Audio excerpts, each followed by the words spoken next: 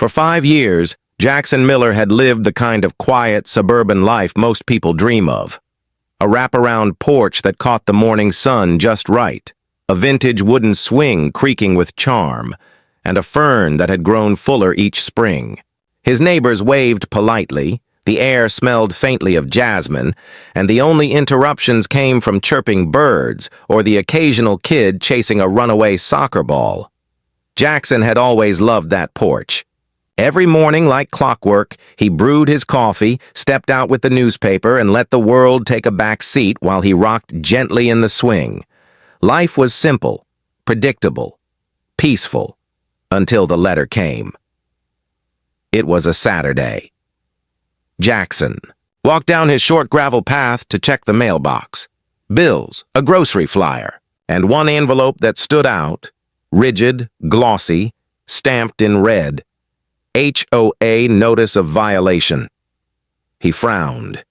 He had never received one of these before. Tearing it open on the spot, he scanned the letter quickly. His eyes locked on the sentence that didn't make sense. Porch usage in violation of Article 14.3. Decorative structures not conforming to community standards. Immediate removal required. Decorative structures? He muttered. What the hell does that even mean? Then, he saw the photo attached. It was his swing and the fern, photographed from the sidewalk, clearly by someone who had crept past early in the morning. His stomach sank, but confusion quickly gave way to irritation. There were porches on this block with gnome armies and inflatable flamingos. His swing was older than some of the houses on this street. That evening, as the sun dipped behind the trees, Jackson sat on his porch like always, the letter folded beside him. He didn't have to wait long. A tapping of heels echoed up the walkway. Brenda Wilkins, HOA president, iron-pressed slacks, binder under one arm like a judge approaching sentencing. Her expression was neutral, but with the smug undertone of someone who'd already decided she was right.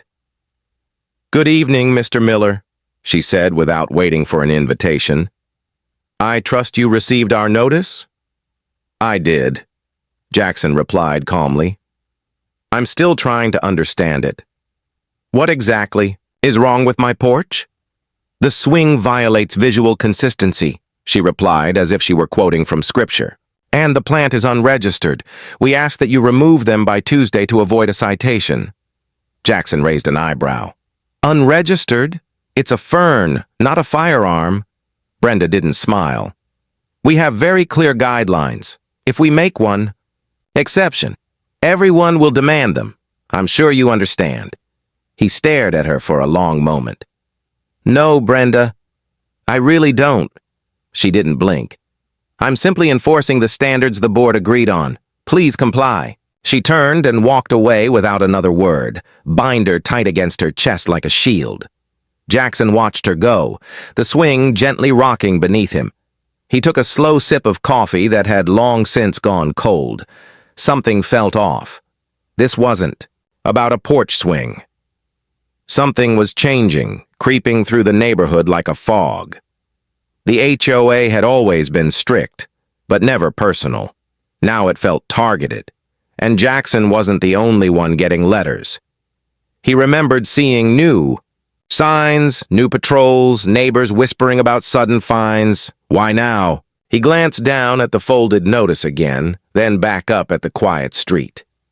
The peace was broken, but if Brenda and the HOA thought Jackson would just roll over, they didn't know who they were dealing with. Jackson didn't sleep much that night. The porch violations still didn't make sense. His swing had been there for years without complaint. The fern had become something of a neighborhood fixture. Kids pointed it out on walks. People smiled at his seasonal wreaths. Suddenly, all of it was a problem. He knew HOAs could be petty, but this felt strategic, timed. By Monday, 3 more neighbors had received similar violation letters. Mrs. Keaton's wind spinner, the Gonzalez family's string lights, even a retired veteran's flagpole. Each non-compliant. Whispers buzzed through the neighborhood like mosquitoes. Was the HOA cracking down? Was there a new rule book? Jackson stopped Brenda on the sidewalk the next morning. She was on her way to another house, clipboard in hand like always. "Morning," he said, stepping in front of her. She smiled, but only with her lips. "Mr. Miller? I noticed you've been pretty busy lately. We're doing a full community review," she said smoothly. "Bringing everything up to code. The board approved it last month." "Funny I didn't hear about any vote." "It was a closed board session," she replied. "Internal only." Jackson's jaw tightened. "This seems sudden. Why now?" Brenda paused. It was the briefest hesitation, but Jackson saw it. Her next sentence came a little too fast. "We're prepping the community for summer. Visitors, events, a cleaner image. It's important the neighborhood reflects pride of ownership." She offered a polite nod and walked around him. That's when it hit him. Summer. Events. July. The 4th of July. Every year, the HOA hosted a massive party. Barbecue, parade, fireworks. It was their crown jewel, complete with a visit from the mayor and a feature in the town newsletter. And suddenly, it made sense. Brenda and the board weren't just enforcing rules. They were scrubbing the neighborhood for that perfect, brochure-ready image. No rustic porch swings, no eccentric decor, nothing out of line. They wanted control. A picture-perfect community, one that made them look good. And they were willing to steamroll long-time residents to get it. Jackson walked back inside. The violation notice crumpled in his hand. On a hunch, he sat down at his desk and opened his file cabinet. It had been years since he'd looked through the documents he'd collected during his move-in process. But somewhere near the bottom, he remembered tucking away an odd little folder, a bundle he had bought at a county auction for almost nothing, just a weird, wedge-shaped piece of land no one had wanted. He'd bought it out of curiosity more than anything else. Never thought he'd even use it. 10 minutes later, he found it. A manila envelope marked with faded ink, Parcel 12B. He opened it. The deed was still there, notarized and signed. So were the lot lines.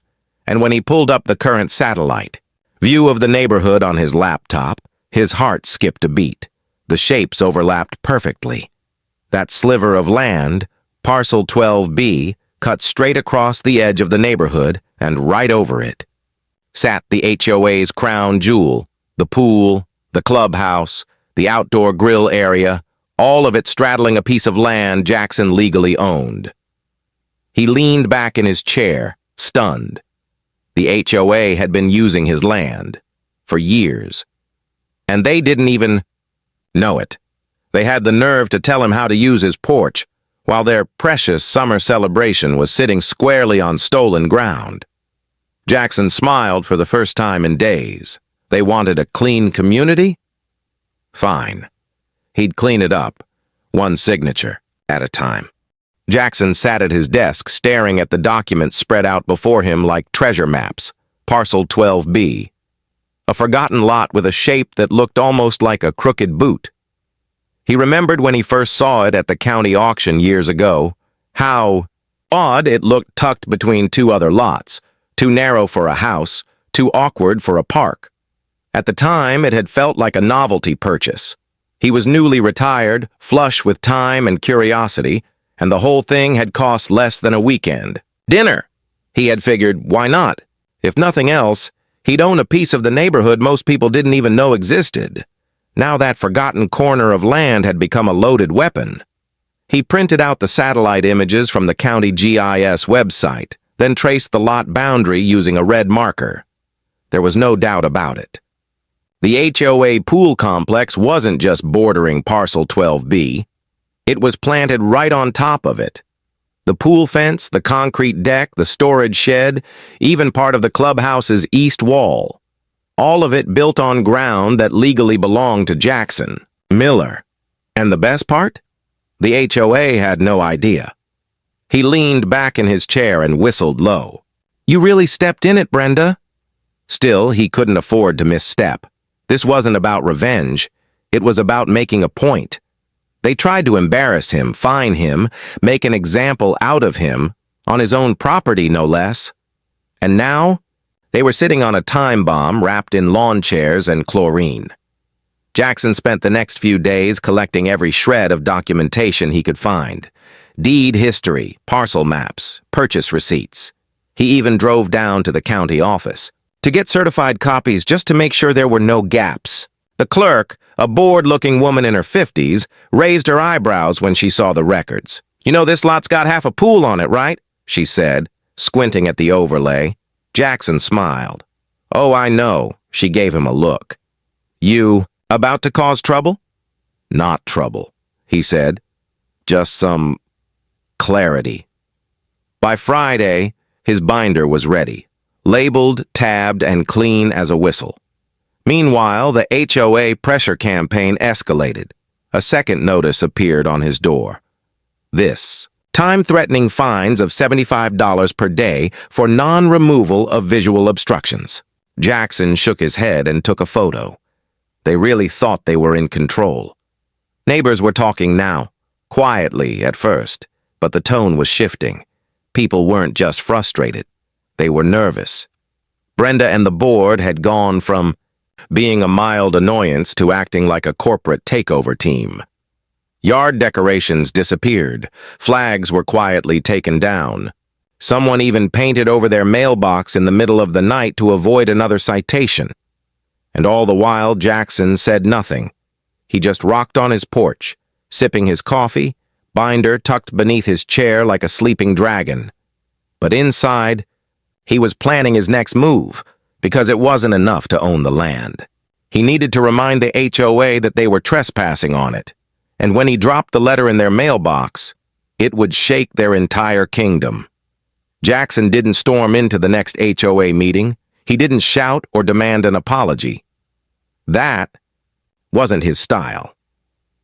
Instead, on a calm Tuesday morning, while the neighborhood was quiet and the air still smelled of fresh-cut grass, Jackson walked to the community mailbox and slipped a single envelope into the HOA's drop slot. No return address. No flashy cover, just his quiet retaliation, neatly typed, triple-checked, and bound with a paperclip. Inside, the deed to parcel 12B, a letter of notice, and a demand for immediate action. He walked away without looking back. That night, he sat on his porch swing with a cup of chamomile tea, watching the sun dip behind the rooftops. For once, the silence felt heavy. Not peaceful, but expectant, like the moment before a thunderstorm. His eyes drifted to the pool complex 2 blocks away. From his porch, he could just see the top of the flagpole waving beside the clubhouse. They had no idea yet, but tomorrow morning, they would. Brenda Wilkins nearly choked on her coffee when she opened the envelope. The letter was brief, to the point. To the board of the Westgate HOA, please be advised that community amenities located on the northeastern section of the neighborhood occupy land legally owned by me, parcel 12B, as recorded in County Deed 10427L. This letter serves as formal notice of trespass and demand for resolution. I am open to a mutual agreement for usage rights. Absent response, I reserve the right to restrict access, fence the area, or seek compensation for backdated use. Sincerely, Jackson Miller, owner, Parcel 12. The next HOA meeting was no longer about swing violations or porch ferns. It was about damage control. By Thursday, word had begun to spread. Brenda had gone silent. No new violations, no front yard inspections.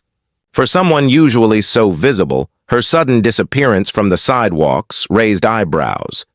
Jackson, meanwhile, kept up appearances. He trimmed his hedges, watered the fern, even waved politely to passing dog walkers, most of whom looked at him, now with a mixture of curiosity and suspicion, as if they could sense he was holding a secret. Because he was, and it was about to become public. On Friday, he received a letter back, official HOA stationery, written by Brenda but reviewed by their legal advisor. He could tell from the language, cautious, too formal, and trembling beneath its faux confidence. Mr. Miller, we acknowledge receipt of your letter regarding Parcel 12B. The board was previously unaware of the private ownership status of this lot. We are currently reviewing property boundaries and construction records to verify the information presented. We request a temporary hold on any further action while we investigate the matter. Sincerely, Westgate HOA. Jackson read it twice and chuckled. They were scared. Not because he was aggressive, but because he was right. He hadn't made a scene. He hadn't shouted or threatened. He'd simply reminded them, you built your castle on someone else's land. The next Saturday, Jackson returned to the county office, this time for one more piece of ammunition, an updated land survey. With certified measurements showing exactly how far the HOA's construction had trespassed over his property line, it was damning. Even the swimming pool fence cut 6 feet across his lot. He slipped the updated report into his binder, closed it with a soft snap, and looked out across the county parking lot. The HOA had drawn a line in the sand. They just didn't realize Jackson owned the beach. Monday morning arrived with the crisp scent of blooming azaleas and the quiet hum of sprinklers. But peace in the Westgate neighborhood was about to be shattered for good. Jackson had waited long enough. For 2 weeks. The HOA had dodged him, circling internally, reviewing property records, stalling. They hadn't issued new citations. Brenda hadn't walked the neighborhood once. But no one had apologized either. No acknowledgement. No real move to correct what they'd done. So Jackson did what they feared most. He made it public. He walked the neighborhood just after sunrise as joggers and dog walkers began their routines. At each mailbox, he slipped in a sealed envelope. Over 80 homes, 1 letter each. No flyers, no gossip. Just the truth, delivered with surgical precision. Inside the envelope, a clear 1-page letter titled, An Open Letter to Westgate Residents. A copy of the Parcel 12B deed, stamped and certified. A satellite image with the clubhouse, pool, and outdoor grill area clearly outlined, overlapping his lot in red ink. A note. For over 5 years, the HOA has operated this space without permission, compensation, or acknowledgement. That ends now. It wasn't angry. It was factual, calm, devastating. By 9 a.m., the entire neighborhood was buzzing. At first, people didn't believe it. Then they read the deed, the images, the county stamp. Then came the reactions, half stunned, half amused. Jackson sat on his porch swing like always, coffee in hand, as the HOA's precious illusion unraveled in real time. 3 residents stopped by before noon. 2 of them thanked him quietly. One, Mr. Richland, the same man who'd once been fined for a decorative sundial, laughed out loud. Finally, someone shut them up, he said. Didn't know you were sitting on gold, Jackson. By afternoon, the HOA issued a community-wide email, typed in a panic, with phrases like unexpected property discovery, ongoing investigation, and the real kicker, temporary closure of pool and clubhouse facilities. That single sentence hit like an earthquake. The 4th of July celebration, Brenda's prize event, was now in jeopardy. Brenda showed up at Jackson's porch just before sunset. He saw her coming. No clipboard this time, no binder. Just her, hands clenched, mouth tight.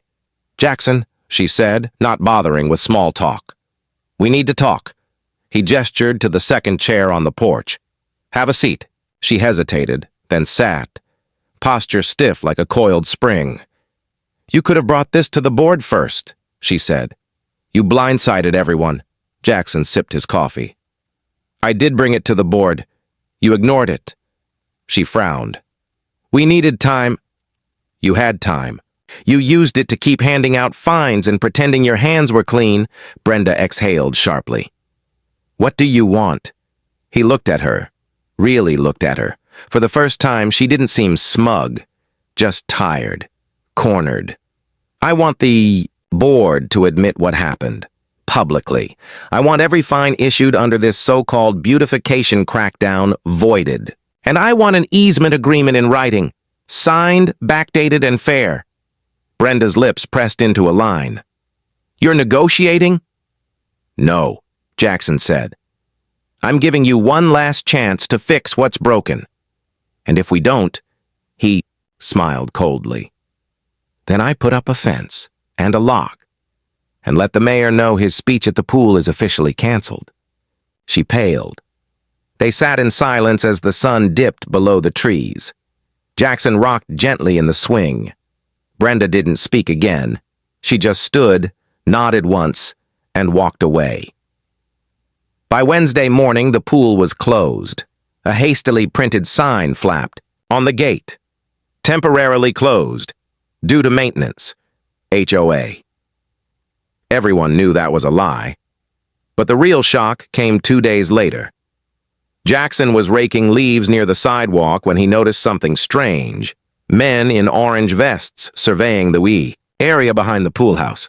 2 others crouched near the fence using spray cans to mark the grass, bright pink lines. They weren't just inspecting the property, they were drawing new boundaries. Jackson leaned on his rake as Brenda pulled up in her silver SUV. She stepped out, clipboard in hand this time, flanked by 2 unfamiliar faces in suits. Afternoon, Jackson, she said, as if they were old friends. He nodded slowly. New friends? Land use consultants, she replied with that same brittle smile. We're conducting an independent survey. Turns out some of your documentation may be outdated. Jackson's eyebrows lifted. Outdated? The board has reason to believe that Parcel 12B was improperly recorded. There's a possibility that the land was merged under a utility easement 20 years ago, part of a city grant project. If that's the case, the HOA may not be trespassing after all. Her voice was calm. Too calm. But Jackson heard what she was really saying. They were going to challenge his ownership. He gave her a slow nod, covering the slow rise of heat in his chest. Interesting theory. She tilted her head. You understand, of course. The board is simply protecting community interests, he smiled. I'm sure you are. As she walked off, clipboard tucked under her arm like a weapon, Jackson watched the surveyors trace more pink lines through the grass. This wasn't just a game anymore. It was war. That night, he called Elaine Harper, a retired real estate attorney, who lived 2 streets over. She'd once fought the HOA over a pergola and won. Jackson explained the new survey, the threat to his deed, and Brenda's not-so-subtle warning. Elaine didn't hesitate. They're bluffing, she said, trying to scare you into backing down. What if they're not? Then, they just declared a legal dispute, Elaine said, her tone sharpening, which opens them to discovery. And trust me, the last thing the HOA wants is anyone digging into their permit history. Jackson grinned. I hoped you'd say that. They spent the next few hours scanning every document in his binder, cross-checking with county records. Elaine found what she was looking for, a city file dated 2002 that excluded Parcel 12B from the grant easement Brenda had mentioned. A clerical oversight, perhaps, but one that legally preserved Jackson's title. It's your land, she said firmly. They're trespassing, and now they've just added intimidation to the list. The next morning, Jackson struck back again. He emailed the board and CC'd every homeowner. To all Westgate residents, as of this week, the HOA has chosen to question the validity of a legally recognized deed I've held for over 7 years. In response, I've retained legal counsel and submitted a notice of encroachment to the county. Additionally, no further use of Parcel 12B is permitted until this dispute is resolved. The area will be fenced off this weekend. The final line, hit like a bomb. Unfortunately, this includes the pool, clubhouse, and grilling area. By noon, the HOA was in meltdown. Panicked texts, angry replies, rumors flying. And behind it all, Jackson sat quietly in his rocking chair, watching the fallout spread like wildfire. The HOA had drawn pink lines in the grass, But he was about to draw real ones, in wood and steel. Saturday morning arrived with a truckload of lumber, a hired crew of 2, and a simple plan. Draw a line they couldn't ignore. Jackson stood at the edge of Parcel 12B with the city-approved boundary map in hand and an orange flag pinned to his chest. Beside him, Elaine Harper leaned on her cane like a general on the battlefield, arms crossed, eyes sharp. "You're really going to do it?" she asked. Jackson nodded. "They forced my hand." "Good," she said. "They never expected anyone to stand up to them." At exactly 8 a.m., the post-hole digger roared to life, and the first wooden stake hit the ground with a hollow thunk. By noon, the frame was rising, 8 feet high, pressure-treated wood, with metal reinforcement along the backside. Not some temporary chain-link warning. This was a wall, a message, and it cut straight through the pool's access gate. Neighbors gathered in clusters, whispering, filming, shaking their heads in disbelief. A few approached him directly. "This really necessary?" asked Derek from Maple Court, arms folded. Jackson held up the survey map. "You tell me. They want to pretend it's theirs. I'm just marking what's mine." A pause. Then Derek nodded slowly. "Honestly, can't blame you." Word spread fast. By mid-afternoon, the HOA sent out another email, this one tinged with panic. It accused Jackson of unauthorized obstruction of community facilities and promised legal escalation. But unlike their usual boilerplate, this one sparked immediate backlash. Half a dozen homeowners replied, all within the hour. "So, it's his land? You mean we've been paying HOA fees to use someone else's property? Wait, are we liable for back dues if he sues? This board needs to explain how this happened. Now!" The tide had turned, and Brenda knew it. Just after sunset, her silver SUV pulled up to the pool. She got out alone and walked to the newly built fence, eyes scanning the polished boards, the fresh screws. She didn't knock on Jackson's door this time. She just stared at the wall she had caused. Jackson watched from his porch, sipping sweet tea as dusk settled. He didn't need to gloat. The silence between them said enough. Sunday morning brought something different. A knock at the door. Not Brenda. Not the board, 3 families. Together, Maggie and Leon from around the corner. Steve, the guy with the koi pond, and Yasmin, the young mom who'd once been fined for chalk art on her driveway. "We just wanted to say thanks," Maggie said. "For what?" "For reminding them they don't own us," Leon said. Yasmin stepped forward. "We're thinking about calling for a vote to remove the current board." Jackson blinked. "A recall?" Steve nodded. "It's time." Jackson wasn't sure what to say. He'd never imagined things would go this far. But he realized something then.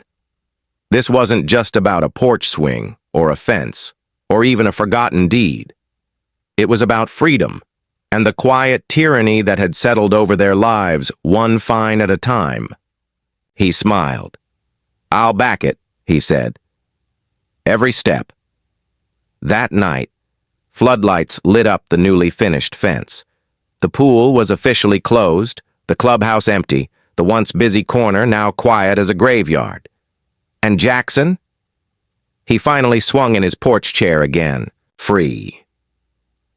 But in the shadows beyond the fence, Brenda wasn't done yet. The night was unusually still, the kind of silence that blankets a neighborhood when everyone's holding their breath. Jackson sat on his porch, the faint glow of his porch light casting long shadows across the freshly installed fence. He knew Brenda wasn't finished. And sure enough, the next morning, the HOA board delivered their last card, a summons. The thick envelope arrived at his door just before breakfast, marked Legal Action, Notice of Claim. Inside, a well-crafted lawsuit alleged that Jackson's fence violated community standards, encroached on easements, and threatened neighborhood safety. The letter was cold, methodical, and intimidating. It demanded the fence be removed immediately, or face fines, legal costs, and a possible injunction. But Jackson wasn't shaken. He'd anticipated this. He took the papers to Elaine first. She flipped through the pages, her eyes narrowing. "They're desperate," she said, "but legally they don't have a leg to stand on." Jackson nodded. "So what's the play?" Elaine smiled. "It's time to flip the board's own rules on them. We're filing a counterclaim." The counterclaim was meticulous. It cited every violation Brenda's board had committed in issuing fines without due process. The decades-old zoning maps proving Parcel 12B was his, and his alone, and the growing list of neighbors who'd begun supporting Jackson's stance, ready to testify if needed. But the pièce de résistance? The original contract Jackson uncovered buried deep in HOA archives, the document that confirmed the HOA never had legal authority to build or maintain any facilities on Parcel 12B. Jackson's smile widened. This wasn't just a property dispute anymore. It was a full exposé. The board scrambled. Late-night emergency meetings, frantic calls to lawyers, attempts to negotiate behind closed doors. But Jackson was calm, prepared, and more important, backed by the neighborhood's rising support. 2 weeks later, during a packed community meeting, Brenda finally faced the residents. Her usual confident demeanor cracked as neighbors voiced frustration, demanded accountability, and asked for the board's resignation. Jackson watched quietly as the power shifted. When the meeting ended, Brenda stepped down, the entire board dissolved, and a new committee formed, one led by residents determined to rebuild trust, transparency, and respect for property rights. The pool reopened under new management, this time with a proper easement agreement and a maintenance fund that included Jackson as a partner. The porch swing sat on Jackson's porch, peaceful and untouched. And on a sunny afternoon, a new flag flew by the clubhouse. Not the HOA's old emblem, but a symbol of unity. A simple white banner with a single green leaf. Jackson sat back in his chair, the wind rustling the leaves above him. He had won, not with anger or force, but with patience, proof, and quiet resolve. The HOA had learned a lesson. No one owns a community, not without respect for every neighbor's stake.